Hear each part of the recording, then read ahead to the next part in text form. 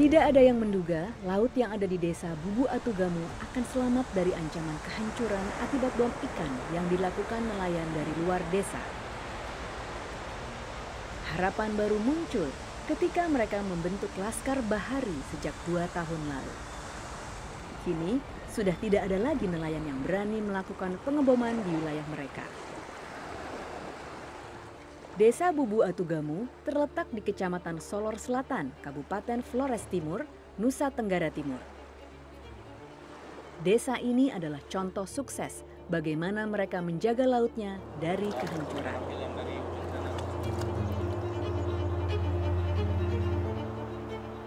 Laskar Bahari mengambil peran utama untuk memantau dan melindungi laut di desa Bubu Atugamu. Bersama perangkat adat dan desa, mereka juga membuat aturan yang melarang aktivitas mencari ikan di kawasan yang sudah dilindungi.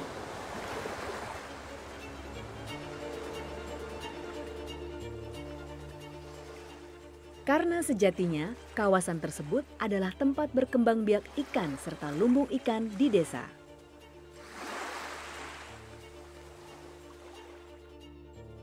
Salah satu inovasi desa termasuk dengan konservasi laut. Sehingga untuk konservasi laut, menjaga laut itu berkelanjutan dari tahun ke tahun tetap dianggarkan untuk memperhatikan wilayah yang sudah dilarang ini.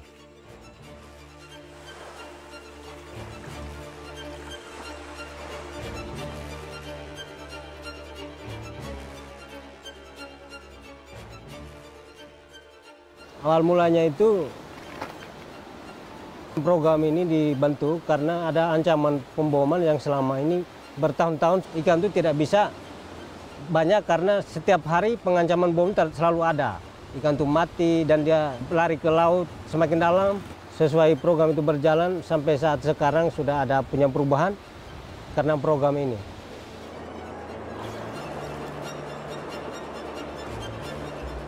Melalui program ini kami betul-betul menjalani, maka hal itu sampai sekarang sudah agak tenang.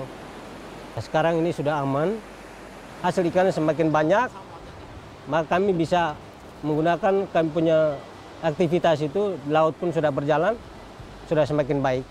Jadi hasil ikannya sudah bagus.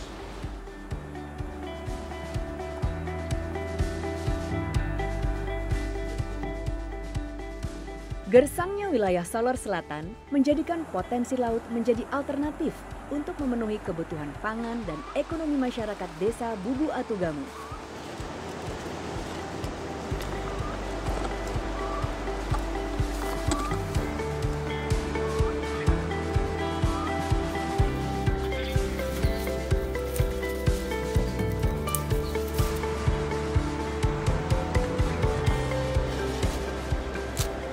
Program ini program desa juga yang mana mengajak masyarakat untuk perhatikan laut ini karena hasil lahan di darat tidak cukup dalam 1 tahun. Dengan anggaran yang ada, punya kewenangan akan bisa membuat suatu kesepakatan terkait dengan teluk ini. Itu mungkin memagari teluk ini sehingga pihak lain tidak bisa masuk.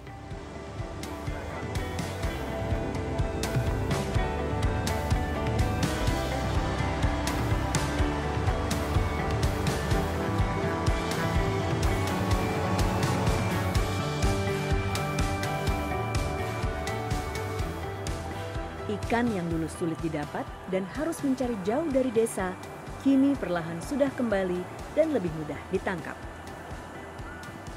Ikan dulu dengan sekarang itu, dulu karena terganggu dengan bahan kimia itu, jadi bon, potas, segala macam, jadi ikan itu jarang banyak, tidak seperti sekarang. Ada gerakan Laskar Bahari ini.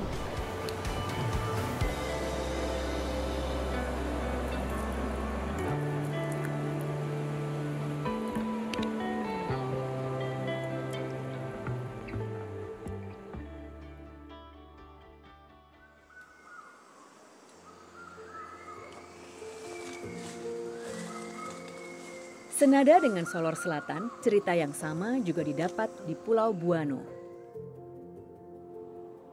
Pulau yang terletak di utara Pulau Seram dan dikelilingi beberapa pulau kecil lainnya merupakan kawasan pesisir yang penting untuk dilindungi.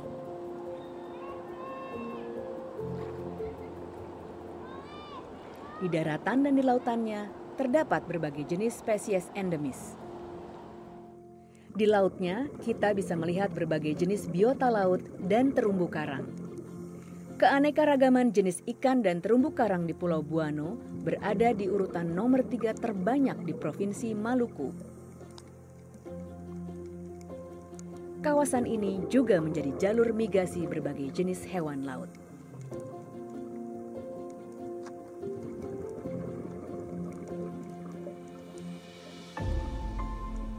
Sekitar 381 hektar mangrove mengelilingi Pulau Buano dengan tutupan mencapai 76%. Melalui aturan adatnya, masyarakat di Pulau Buano selama ini menjaga kelestarian pesisir dan lautannya. Itu adalah 10 kewan dalam negeri ini. 2 kewan di soa masing-masing. Jadi dari Bapak Kepala Datinya, Bapak Kepala Dati itu kan don jaga-jaga rumah-rumah adat di bawah itu. Nah, itu. Terusnya dengan kepala-kepala soanya, dengan BPD-nya. Tugas kewan kontrol lapangan kerja masing-masing, terus kemudian orang luar datang mau bikin apa-apa di ketempuh lokasi kerja kan sih bisa.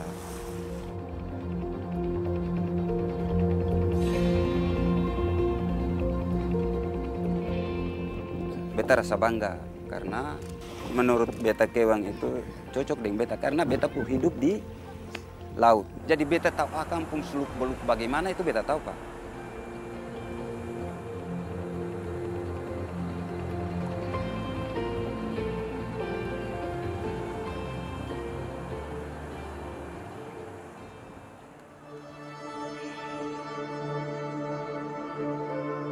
Di utara Sulawesi, tepatnya di Desa Bahoy, Kabupaten Minahasa Utara, cerita tentang monster laut penjaga perairan Bahoy bermula.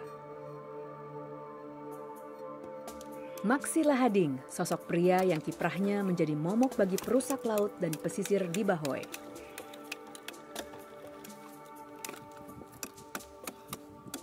Bagi saya, laut itu adalah bagian dari kehidupan saya. Jadi laut itu tidak bisa terpisah dari kehidupan saya karena profesi saya sebagai nelayan.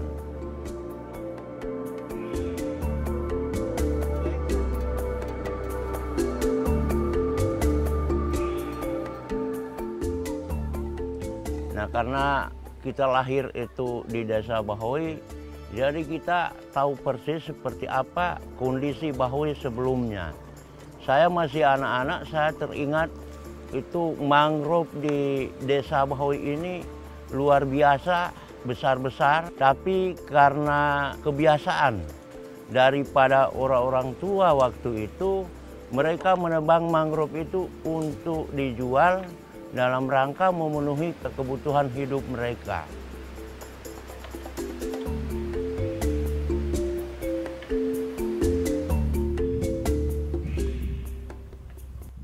Luasan DPL itu sekarang kita sepakati itu 10 hektar. Nah, 5 hektar adalah bagian dari mangrove, padang lamun, dan sisanya itu adalah terumbu karang dan laut yang ada. Jadi total luasan daerah penanggungan laut yang ada di Bahoy adalah 10 hektar. Itu adalah zona inti. Nah, zona inti itu ada zona penyangga itu masing-masing bagian pinggir itu ada 50 meter.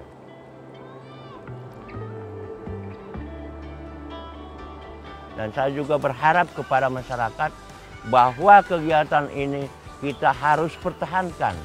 Apapun tantangan yang ada di hadapan kita, karena laut dan pesisir itu adalah bagian dari hidup kita, maka kita harus pertahankan itu.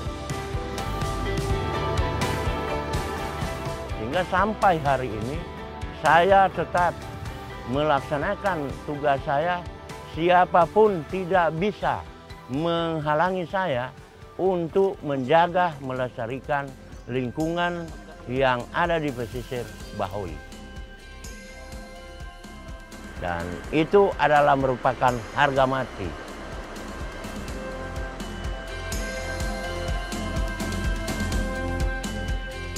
Keanekaragaman hayati Wallacea sangat tinggi. Kekayaan alam yang ada di Wallacea adalah kebanggaan kita, kebanggaan Indonesia.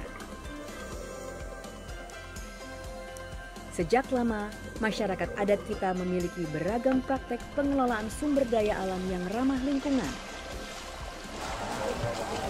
Khususnya bagi pelestarian pesisir dan laut.